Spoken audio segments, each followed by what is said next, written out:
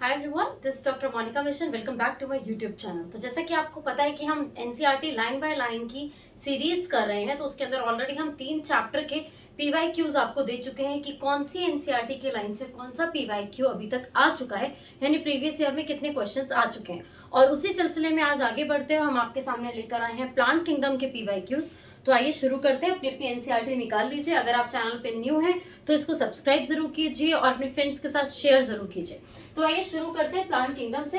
Plant kingdom class 11th का chapter है, जो कि थर्ड चैप्टर है क्लास 11th का। End of course very difficult, बच्चों को सबसे ज्यादा डिफिकल्ट ये और प्लांट फिजियोलॉजी रखती है। तो यहाँ से पीवाईक्यू बहुत मैटर करने वाले हैं। तो आइए देखते हैं। सबसे पहले यहाँ पर आपके पास सबसे पहले जो है वो प्लांट किंगडम में अगर हम आगे बढ़ते हैं तो देखते हैं कि सबसे पहले विटेकर यानी आर.एच. विटेकर ने 5 किंगडम सिस्टम ऑफ क्लासिफिकेशन दिया था। तो 5 किंगडम सिस्टम ऑफ क्लासिफिकेशन कौन सी सन में इन्होंने प्रपोज किया था? दैट इज 1969 में R H. Whittaker propose 5 kingdom of classification. ठीक है, इस किंगडम के अंदर कौन कौन सी चीजें आती है? इस किंगडम के अंदर पहला आपका मोनेरा था, फिर प्रोटेस्टा है, फिर फंजाई है, एंड देन एनिमिलिया और प्लांटी। ये 5 चीजें इसके अंदर आती है। तो पहला एक तो पीवाईक्यू ये है। दूसरा जो आपको याद रखना है इसके अंदर वो ये है system given by the Linus. कौन सा सिस्टम जो था वो लिनस ने दिया था? तो लिनस ने यहाँ पर बात की थी बेटा आर्टिफिशियल सिस्टम ऑफ क्लासिफिकेशन की। तो आर्टिफिशियल सिस्टम था वो इनके द्वारा दिया गया था। इसके अंदर क्या कहा गया था कि they were based mainly on the vegetative characters, और वेजिटेटिव कैरेक्टर्स वो होते हैं जिसमें फ्लावर इन्वॉल्व नहीं होता है, या फिर ये रिस्पॉन्सिबल थे किस चीज के लिए? जहां पर आपका एंड्रोशियम था। एंड्रोशियम का स्ट्रक्चर यानी मेल स्ट्रक्चर के बेसिस पे इन्होंने डिवाइड किया था, और दूसरा इन्होंने डिवाइड किया था वेजिटेटिव कैरेक्टर के बेसिस पे। तो यहाँ क्लासिफिकेशन से कोई भी क्वेश्चन आ सकता है, आप किसी को भी कर सकते हो क्लासिफिकेशन से। उसके बाद हम आगे बढ़ते हैं। तो आगे बढ़ते हुए देखेंगे नीट 2017 के अंदर जो क्वेश्चन आया हुआ है वो ये है कि आपका जो एल्गाई होती है इसका जो साइज है वो साइज कैसे वेरी करता है? क्या एल्गाई का साइज सिर्फ छोटा होता है या बड़ा भी होता है? तो एल्गाई का जो साइज है वो वेरिएबल होता है, ranging from colonial form like the Volvox. Volvox हमेशा कॉलोनीज में रहना पसंद करते हैं। And the filamentous form like the Ulothrix, यानी अगर ये कॉलोनीज में रह रहे हैं, बहुत सारे एक साथ रह रहे हैं, तो हम इनको बोलेंगे वॉल्वॉक्स, इनका एग्जाम्पल है। और अगर ये कैसे हैं, ये फिलामेंटस टाइप के हैं, तो इसका एग्जाम्पल हो जाएगा यूलोथेरिक्स। ये क्वेश्चन आते हैं, हमेशा आपको याद रखना। और स्पाइरोगायरा। ठीक है, नेक्स्ट अगर आप आगे बढ़ेंगे तो जो क्वेश्चन आ चुके हैं वो देखिए आप यहाँ पर। नेक्स्ट जो क्वेश्चन आ चुके हैं वो है आपका नीट 2016 का जो क्वेश्चन है वो ये है कि being photosynthetic they increase the level of dissolve oxygen in their immediate environment. तो यहाँ पर एल्गाई के बारे में बात हो रही है बेटा। एल्गाई जो होते हैं ये फोटोसिंथेटिक नेचर होते हैं, और फोटोसिंथेटिक नेचर होने की वजह से ये क्या करते हैं, बहुत सारे ऑक्सीजन को लिबरेट करते हैं एटमॉस्फेयर में। तो 50% जो हमारी पूरी दुनिया के अंदर ऑक्सीजन प्रोड्यूस होती है वो एल्गाई के भरोसे ही हम लोग टिके हुए। 50% एल्गाई ऑक्सीजन को प्रोड्यूस करते हैं। तो यहाँ पर ये एक इंपॉर्टेंट क्वेश्चन है 2016 का। देन 2016 में जो नेक्स्ट क्वेश्चन पूछा गया है वो एल्गिन से पूछा गया है। एल्गिन के बारे में जो क्वेश्चन है वो ये है कि किसके अंदर पाई जाती है? तो ब्राउन एल्गाई के अंदर पाई जाती है। कैरोसिन किसके अंदर पाया जाता है? रेड एल्गाई के अंदर पाया जाता है। और इन सबको हम कमर्शियली यूज भी करते हैं। इसके बाद आता है agar. Agar is one of the commercial product. ये बेटा आपका 2016 का क्वेश्चन है, 2020 में भी इससे क्वेश्चन आया हुआ है। कमर्शियल प्रोडक्ट और obtain from the Gelidium and the Gracilaria. ये बहुत ही इंपॉर्टेंट कह सकते हैं, आप कह सकते हैं बहुत ही ज्यादा कॉमनली पूछे जाने वाला क्वेश्चन है कि अगार किससे एक्सट्रैक्ट किया जाता है, किससे निकाला जाता है? तो अगार निकाला जाता है आपका इन दोनों से, जिलिडीनियम एंड ग्लेसिलेरिया। ये अंडरलाइन कर लीजिए। नेक्स्ट जो आपको अंडरलाइन करना है वो आपको अंडरलाइन करना है कोलेरा। यूनिसेलुलर एल्गाई होती है जो कि रिच होती है in protein and is used as the food supplement by the space travellers. आपको ये लाइन अंडरलाइन करनी है। तो स्पेस ट्रैवलर्स के द्वारा जो यूज होता है एल्गाई खाने के तौर पे वो क्या होता है आपका? कोलेरा होता है। बहुत ज्यादा इंपॉर्टेंट क्वेश्चन है जो पूछा जा चुका है। ठीक है, इसके अलावा अगर आप देखेंगे आगे बढ़ेंगे तो ये आपसे क्लेमेंडोमोनास से भी काफी क्वेश्चन पूछे जा चुके हैं। चलिए आगे बढ़ते हैं। आगे बढ़ेंगे तो हम यहाँ पर ये देख रहे हैं कि नीट 2020 के अंदर जो आया हुआ क्वेश्चन है वो कौन सा है? The foods is store as the floridean starch which is very much similar to the amylopectin and glycogen in structure।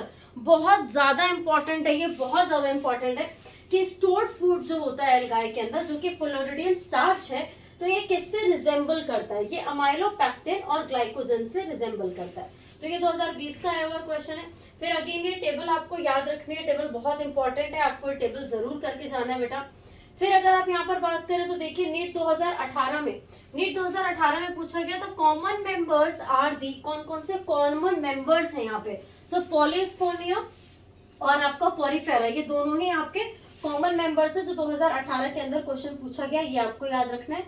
Then come to this part, ये नीट 2015 का क्वेश्चन है।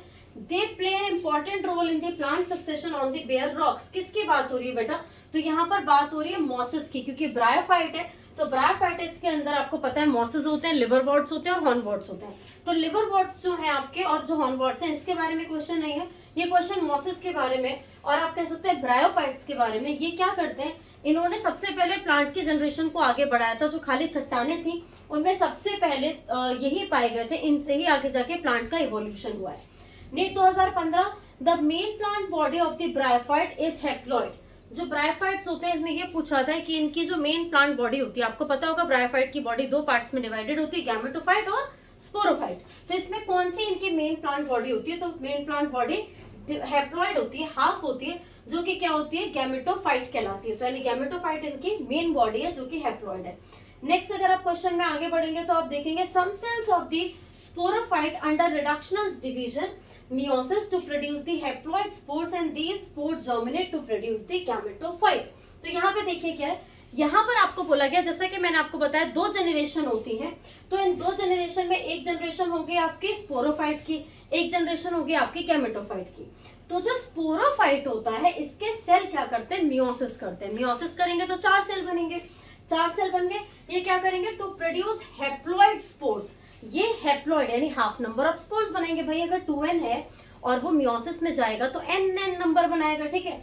जब वो n नंबर यहाँ पर बनाएगा, मैं यहाँ पर आपको पेन लेके समझाती हूँ, देखिए यहाँ पे समझिएगा, इसको हम यहाँ पे पेन लेने की कोशिश करते हैं। एक्चुअली पीडीएफ फॉर्म है, तो पीडीएफ फॉर्म में मुझे पता नहीं है कि पेन कहाँ से यूज होता है, यहाँ से एक बार ट्राई करते हैं, इससे शायद हमें मिल जाए पेन। जी हम कलर ले लेते हैं, यहाँ पे पिंक कलर लेते हैं, हमारी लड़कियों का फेवरेट होता है, तो पिंक कलर यहाँ पे ले लेते हैं, देखते हैं बनता है क्या। तो यहाँ पर ये सर्कल आ रहा है, हम यहाँ पर पेन को चूज करेंगे, है ना। ये देखिए ये है आपका 2n, क्या बना है आपका 2n, ठीक है। क्या है, स्पोरोफाइट है। इस स्पोरोफाइट को जब तुम यार मियोसिस डिवीजन करोगे तो तुम कितने बनाओगे यार, 4 बनाओगे, राइट, 4 बनाओगे बेटा। ये 4 जो बने हैं इनका नंबर कैसा होगा, इनका नंबर n होगा बेटा, कैसा नंबर होगा, n होगा। तो यानी मियोसिस से जो तुमने n नंबर के बनाए हैं स्पोर्स, तो मैं कह सकती हूँ कि some cells of the sporophyte undergo reductional division, कुछ सेल रिडक्शनल डिवीजन में गए और रिडक्शनल डिवीजन में जाने के बाद इन्होंने क्या किया, प्रोड्यूस कर दिए 4 हैप्लॉइड टाइप के स्पोर्स, और these spores germinate to produce the gametophyte, नीचे गिर जाएंगे यार जमीन पे और क्या करेंगे, नया गैमेटोफाइट प्रोड्यूस कर देंगे, राइट। तो हो गया क्लियर, चलिए आगे बढ़ते हैं।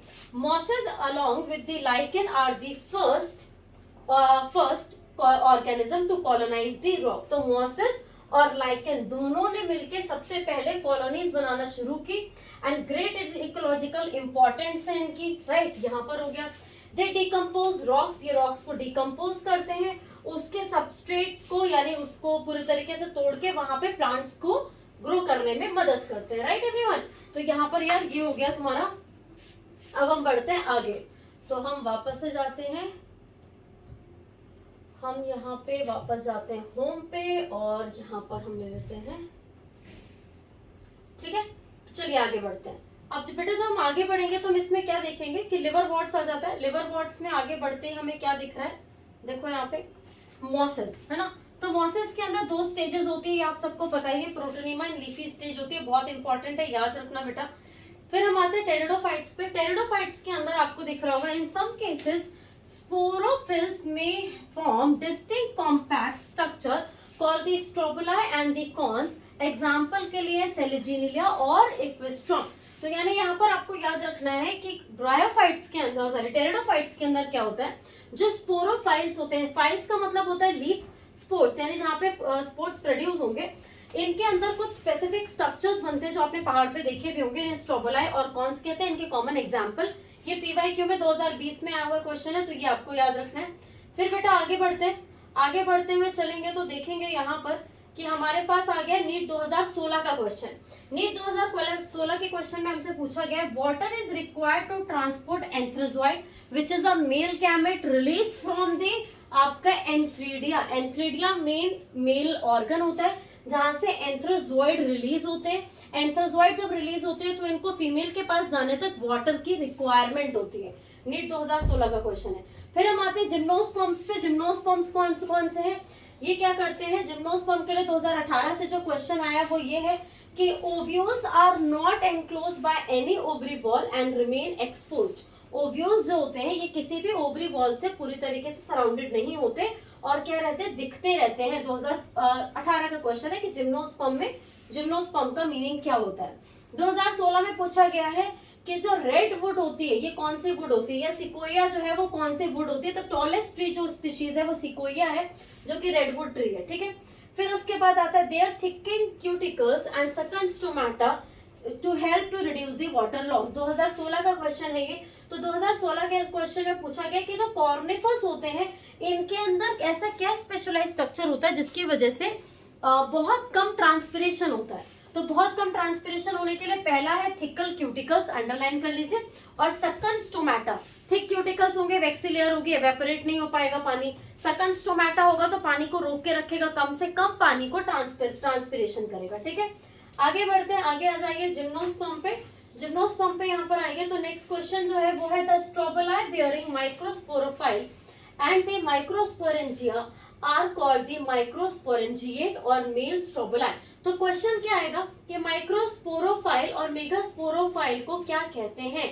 तो जो आपके मेगास्पोरोफाइल्स होंगे वो फीमेल प्रोड्यूस करेंगे और जो माइक्रोस्पोर होते हैं वो मेल प्रोड्यूस करते हैं। तो यहाँ पे माइक्रोस्पोरोफाइल और माइक्रोस्पोरेंजिया यानी मेल की बात हो रही है, तो हम मेल में इसको मेल स्ट्रोबोलाई और पोलन ग्रेन के नाम से भी जानते हैं। हायर प्लांट्स के अंदर पोलन ग्रेन बोलेंगे, छोटे प्लांट्स के अंदर मेल स्ट्रोबोलाई बोलेंगे। वहीं पर सेम फीमेल के लिए आ जाता है फीमेल गैमेटोफाइट, फीमेल स्ट्रोबोलाई कहलाएगा। And the male and the female cone और द स्ट्रोबोलाई में borne on the same tree. Question है कि ऐसा कौन सा प्लांट होता है जिसके अंदर मेल फीमेल दोनों ही एक ही प्लांट के अंदर पाए जाते हैं। पाइनस, अंडरलाइन कर लो, 2017-2015 का क्वेश्चन है। आगे बढ़ते हैं तो आगे देखिए क्वेश्चन में अब आते हैं एंजियोस्पर्म के ऊपर। तो एंजियोस्पर्म में यहाँ से अभी तक फिलहाल कोई क्वेश्चन नहीं आया इस वाले पार्ट से, ठीक है। आगे आप बढ़ेंगे तो आपको यहाँ पर साइकिल्स दिख जाएंगे। साइकिल्स हमेशा बहुत अच्छे से पढ़ के जाइएगा। यहाँ पर साइकिल में आपसे क्वेश्चन जो आएगा वो सिर्फ इतना आएगा कि साइकिल याद रखना है कितने तरीके के साइकिल है। डिप्लॉन्टिक साइकिल होता है, हैप्लॉन्टिक साइकिल होता है और डिप्लोहैप्लॉन्टिक साइकिल होता है। इन तीनों साइकिल में कौन आपको याद रखना है कि किसका क्या एग्जाम्पल है। एग्जाम्पल आपको बहुत ज्यादा अच्छे से याद रखना है। जैसे कि हैप्लॉन्टिक साइकिल कहाँ पर पाया जाता है? एल्गाई, वॉल्वेक्स, फायरोगायरा, क्लेमेंडोमोनास, इन सब के अंदर पाया जाता है। डिप्लॉन्टिक साइकिल कहाँ पर पाया जाता है? एल्गस, फ्यूकस, ठीक है, इन सब के अंदर पाया जाता है। हैप्लोडिप्लॉन्टिक कहाँ पर पाया जाता है? आपको इनके स्टेजेस के साथ साथ ये याद रखना है कि कौन किस जगह पाया जाता है। ये देखिए यहाँ पर आपको बताया गया है interestingly while most algae genera are haplontic, generally algae के अंदर haplontic life cycle होता है, but some of them such as the ectocarp, polyspornia और kelps are haplodiplontic, fucus algae is the diplontic। 2017 का क्वेश्चन है, ये आपको याद रखना है। तो ये था बेटा प्लांट किंगडम के बारे में। कल आपके साथ हम शेयर करेंगे एनिमल किंगडम के नोट्स, तो एनिमल किंगडम को भी कर लीजिएगा। इसको फटाफट से अंडरलाइन कर लीजिए, टाइम बहुत कम बचा है तो प्लीज पीवाईक्यू को कंप्लीट करके जाएगा। नेक्स्ट वीडियो के लिए चैनल को सब्सक्राइब जरूर कर लें। Thank you.